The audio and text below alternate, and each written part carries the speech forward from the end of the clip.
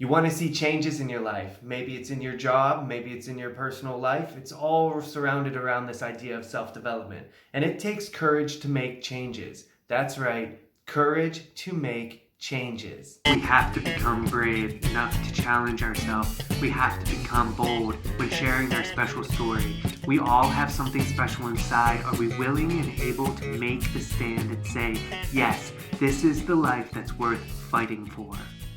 Thanks again for tuning into this week's episode. And this week we're looking at what it takes to make the changes that you want in this life. You know, it's scary. One of the quotes that hit me so hard that I heard before was that most people prefer known hells to the dangers and the unknown heavens that are out there in the world. You know, we are hesitant to move what is needed in our lives, to step into a different direction.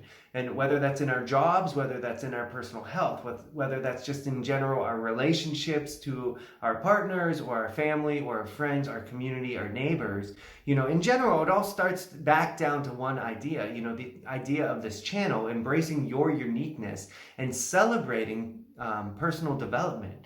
And when we want to make changes, we have to address that soul relationship that we need to nurture and explore and understand better, and that is your relationship with yourself. You know, we want to find the drive and the pull and the push and the why of why we want to make these changes. And if we can analyze what works and what doesn't work and what has been working and hasn't been working, and we're really honest with ourselves of where we want to go, then we can implement the small steps that it takes, those daily disciplines that we can make to make those big changes in our life. So yes, it takes courage to change. It is hard to make changes in your life. It's kind of scary to stand up and say, you know, I'm unhappy with certain aspects in my life, and what will it take to change it? You know, we often have this mentality of, well, it's good enough, and it's not, things could be worse, or you know, you hear these things like, well, be happy with what you have. Well, that's okay and that's fine, but that's not that exciting about, you know, celebrating this gift that we have on earth and, you know, this expression of life that we all hold. And it's really important that we hold that dear and make sure that we're expressing the best version of ourselves. And it takes work to become that way. And when we explore changing our life and having the courage, and why it's courage that's needed, is because a lot of us want to change things in our world, but aren't willing to make the total change. You know, who out there can agree with the idea that when you want something to change, you're willing to negotiate it, and you want it to be, you know, I'm willing to do this, this, and this, but I really enjoy this, this, and this. So if I can change my direction, whether it's my career, but also do what I'm doing, then I'm cool with it. But if I can't do that, then whatever, I'm fine where I am. That is a dangerous place, and I'm sure, hands up if you've been there, because I know I've been there 4 years ago, and I was 35, and I was not willing to let go of stuff. And, you know, this is really impacting me because, you know, yesterday was my birthday, so, you know, now I have 4 years of reflection of a wonderful journey of self-development, and that is why I'm doing these videos. I really want to just get out there and just say, you know, just start. You know, I'm only 4 years into this and I've seen amazing changes in my life. But here's the deal. It wasn't a negotiation. I had to have the courage to make the total commitment to change. And that was scary. You know, at age 35, I left a whole career industry, restaurant industry, you know, a lot of network of friends that were just like, you know, in that world of the industry. I left a lot of things on the table, and it was really scary, and I felt isolated, I felt alone, and I was stepping out into the unknown with no real plan. And that's kind of where change is at. That struggle, that turning point, that fear of like not having everything lined out perfectly, but knowing inside that if you want to see changes in your life, you're going to have to do big things and let big things go. When I left the restaurant industry, I got hired at Whole Foods Market, and I was on an entry-level wage, and I am telling you, I remember getting my first paycheck 35 years old, getting a paycheck and looking at that and saying, oh my gosh, I just made in 2 weeks what I am used to making in 2 nights of bartending. Wow, this is amazingly horrible. And it was scary to see that. Just the amount of income I was walking away from. And I made good money in the restaurant industry, and I was and it was like dangling fruit in front of me, but it was such a bad environment for me to be in. And so with that paycheck, I had also started, I made a commitment to myself. I wasn't going to drink anymore. I wasn't going to do long nights out. I was going to focus my attention on myself, getting healthy again, getting mentally healthy again, restructuring my finances so I wasn't just living from fast money to fast money to fast money, emptying my wallet every time there was money in my pocket. I was going to start walking a different direction, and it took a lot of guts, but it took a lot of me getting over these oh shit moments that happen when you step into change. And one of them was that entry-level job at Whole Foods. I'm a prideful guy, and I'm standing there putting groceries in a bag and having these wealthy people in this really affluent community, like cheering me on, like, wow, you really pack groceries well. Oh my gosh, like, you're the best bagger in the world. And I'm like, oh, what am I doing? What am I doing? What am I doing? And I had to go home into my apartment that was barely furnished because I couldn't afford anything, because I wasn't making any money at Whole Foods. By the way, Amazon does not pay people the way they should be paying. Whole Foods does not pay people the way they should be paying. That is a crime, and we all understand that that is a massive change that's needed in this country. Anyway, so, it was hard for me to step into that unknown. And I was alone, and I was left to one thing, though. I was left to redeveloping the one relationship that I had let go and let slip for so long. And I wonder my people out there, what's your relationship like with yourself? And are you willing to bet on yourself? And are you willing to take the steps that you want to make that change? It's scary to think about taking a career change. It's scary to think about shifting so many things in order to take the steps that you want to in order to reach a new goal. But here's the deal, and I'm going to say it again.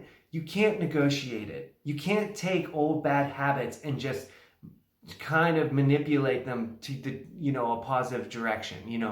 I could not have taken the friends and the life and the late nights and the alcohol and just changed the career and then just made it all work. It wasn't going to work out that way. That's not change. That's just like taking all kind of things you want with you and a bunch of baggage and hoping that you're just going to eventually end up in a better place.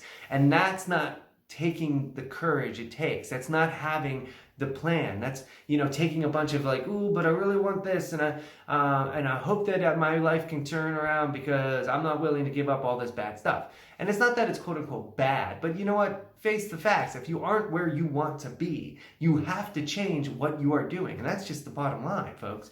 This is it. If you do not change what you've done for 6 years, you are going to be in the exact same place that you are in 6 years from there. It's just, there's no way that things just magically, randomly change so fast. And you liken this stuff to so many things in the world. You think about credit, and believe me, I've had to rebuild my credit before too. And it's hard, it takes a long time, it takes a slow process, it takes discipline, and it takes work. And it's like frustrating when you're starting out and seeing your credit score like inch up. And you're wondering, oh my gosh, but I'm sacrificing so much and I'm doing so well. Why can't you just reward me with this big credit boost right now? I promise I'll do better. But I mean, what's that? You can't just make promises just because that's what you want. You have to do the grind.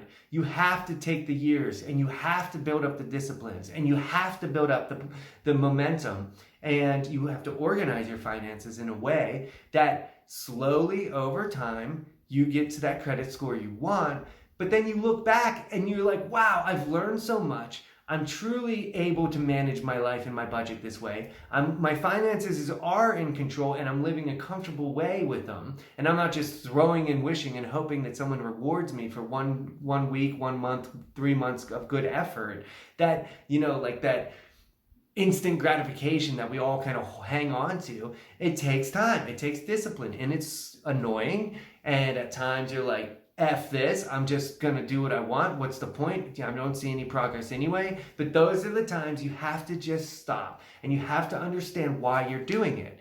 And that's the strength in personal development and embracing your uniqueness. And why it comes back to embracing your uniqueness? Well, here's the reason why. Because in order to present the best version of yourself, you have to create the best relationship you can with yourself.